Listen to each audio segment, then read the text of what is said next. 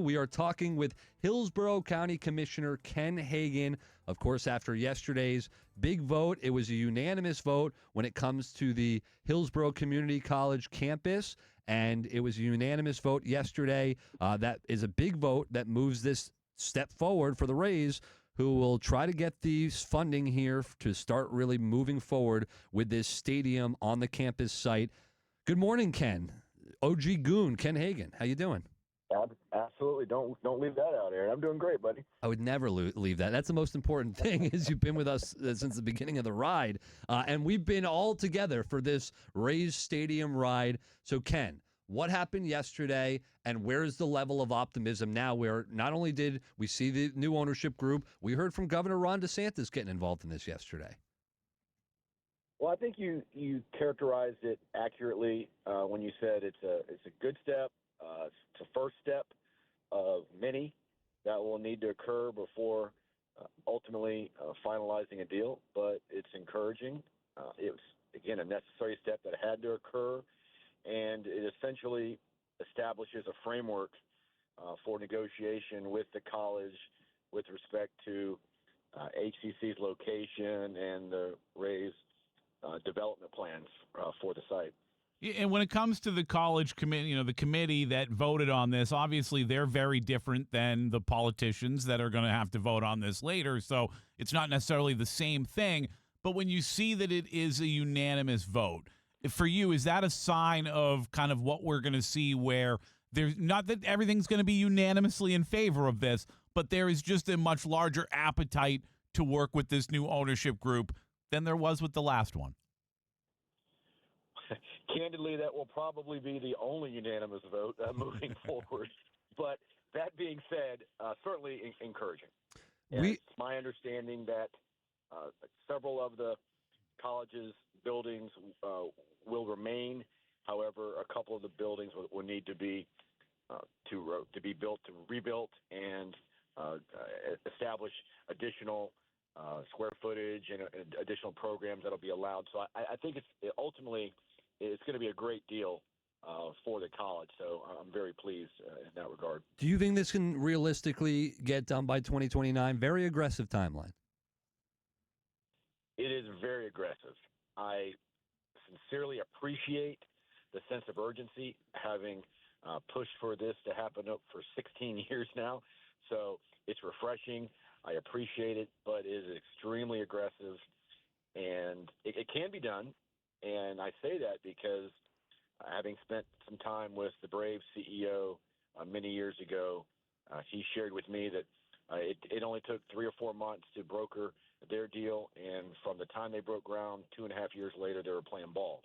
So it can be done, but certainly we have to move very aggressively.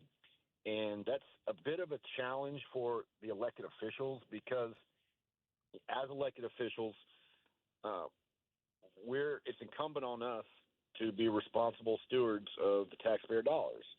So that requires us to move very methodically, to check all the boxes, to dot all the I's, slash all the T's. And so that's a little bit of a challenge for us because, again, we must be a responsible steward. So, but it can be done, and I'm certainly encouraged by yesterday's vote. Don't move too methodically now. Our good friend Ken Hagan, Hillsborough County Commissioner Ken Hagan, joining us right now to talk about yesterday's vote when it comes to giving the Rays the opportunity to try to pursue a ballpark on the Hillsborough Community College campus. Listen, Ken, to your point about a lot of the things that are going to have to be discussed and voted on, there are going to have to be some people sold on this idea that aren't necessarily baseball people. We always hear from people from time to time that are like, well, I don't care about baseball. What does this do for me? Why should my tax money or why should any public money go towards something like this? So part of that conversation, I think, is going to have to be, what will this entire district, the entertainment district, the everything that's going down there, the residential area, how will this impact the community when it comes to economics, right? What will the economic impact be of this entire area if it does get done? How do we help sell the people that aren't necessarily baseball people on this being great for Hillsborough regardless? Well, first and foremost, it helps to improve our overall quality of life. And it's the same argument that I make whether it's with Raymond James Stadium, whether it's with Benchmark International Arena, that this morning the Board of County Commissioners is going to approve a renovation agreement for the Tampa Bay Lightning. And one of the things I'm going to say this morning is take out the 41 games of the Lightning. There's an additional 120 events that occur there. Concerts, comedians, the circus, that ice skating events, things that really almost everyone enjoys one of these events or another, and many of them attend the events. Many folks come in from out of town. Taylor Swift alone, again, not every act is Taylor Swift, mind you, but when we had Taylor Swift in town, we netted, Hillsborough County netted in tax receipts close to $2 million alone just for that concert. So when you look beyond just the Bucks, when you look at all the other events, or beyond the Lightning, beyond the Rays, there's so many other events that occur there. I know there's plans for potentially a music venue on the property.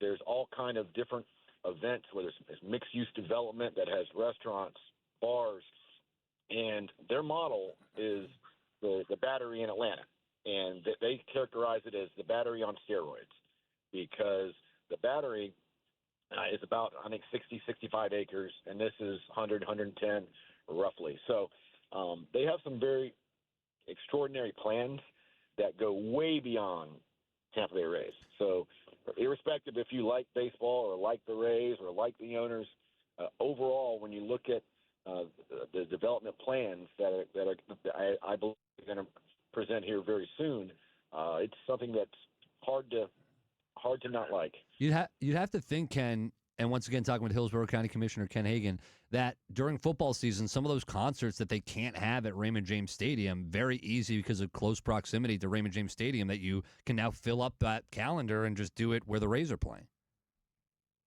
Oh, absolutely. Absolutely. And it's critically important that that there's a partnership between the team, with the Tampa Sports Authority, with the Buccaneers, with the Yankees, because we share parking spaces, we share various agreements, and that's to the Rays' credit. They have reached out to all of the organizations and the various entities to ensure that there's a strong partnership amongst all of Team Tampa Bay. Ken, I want to ask you this. The last statement, and Pat and I were talking about it, I'm sure you were listening earlier, the last statement from Ron DeSantis, one of the last was, quote, "I know there are other parts of Florida that want it too. I mean, Orlando wants it. Disney would love to put it at Wide World of Sports. Sorry. And Universal could put it close to their parks." What do you think Governor DeSantis was trying to accomplish with those comments? Well, I've said it before, and I think I've said it on your show. You have. I believe that it's either going to be located at HCC or the team's going to be in Orlando. And the reality is they have significantly more bed tax revenue than we do, and they've been pushing for a team. All that being said, it's an inferior market. It's a service-driven economy. Their TV market is below ours. People think traffic's bad here. It's horrible over there. Yeah. And think back, Orlando couldn't keep the Atlanta Braves spring training team, if you remember that. So there's no question about that. Commissioner Manfred knows that. The owners know that. But the reality is, if a deal can't get reached here, I firmly believe that's where they're going to be playing. Well, that can't happen. So you mentioned traffic. It's been one of the contentions from people who don't want it over at the HCC site. Aaron said the other day he thinks it's going to be awful to get to. I personally feel like if you can get 65,000 people there for a Buccaneers game, you can get 25,000 people there for a Rays game. But in your opinion, there will be changes to the roads and how we get in and out of that area. So in your opinion, can the roads be changed enough? Can the area be changed enough around where the ballpark is going to be, where getting into and out of baseball games and other events down there, like you were talking about, there's going to be other stuff as well. Is it going to be easy to get in and out of enough that people are going to want to go there? I tend to think it is, but some people don't believe so. I'm not going to say it will be easy. I don't know if it's easy to go to any ballpark or football stadium. However, honestly, that's the least of my concerns. We hear that argument. We heard it when it was in Ybor City. We heard that argument at the fairgrounds. Yep. We hear that everywhere. and that's just the reality of going to major events, whether it's a concert, whether it's a sporting event. The good news is with ride sharing, that we don't need as many parking spaces, and with separate areas where a ride share will occur. When that's thoughtfully planned out ahead of time. That's it. Thoughtfully planned out, because those Uber spots, and that could be a disaster, Ken. You know it can be. Yeah. I know you go to shows. I know, absolutely. No, I know, and believe it or not, I've left Super Bowls early because I've been worried about how in the hell am I going to get out of here. Right. And so I know it's a challenge, and so that's the least of my concerns. I know that the governor has indicated that there would be infrastructure support with Rose, which is certainly encouraging. Is that a big help? However, is that a big help? It's a help, but it doesn't do a thing with regard to the stadium. And honestly, that's where we're at a disadvantage in that most of your recent stadiums that have been built have had significant state funding for those ballparks and for those stadiums. At this point, the governor and the state's not willing to do that. And honestly, all they would really need to do is to authorize something like a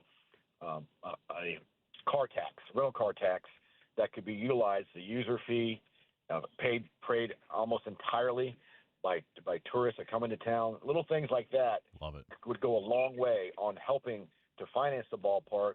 To date, there hasn't been a willingness from the legislature to do something like that. But whenever you can create a model that's based on entertainment fees and based on user fees, whether it's a hotel tax.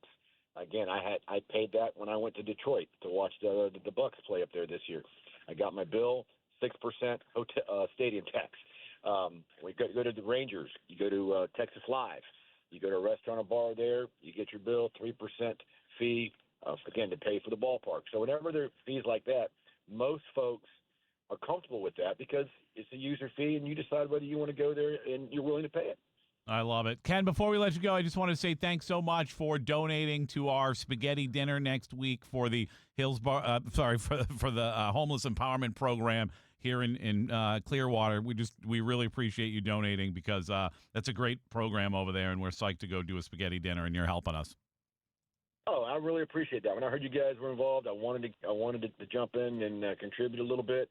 I thanked my buddy Joe Madden the other day. I went to an event because I know he does some stuff for them. So Appreciate you guys getting involved. And if you guys continue to grow this, I'm happy to help out in any way I can.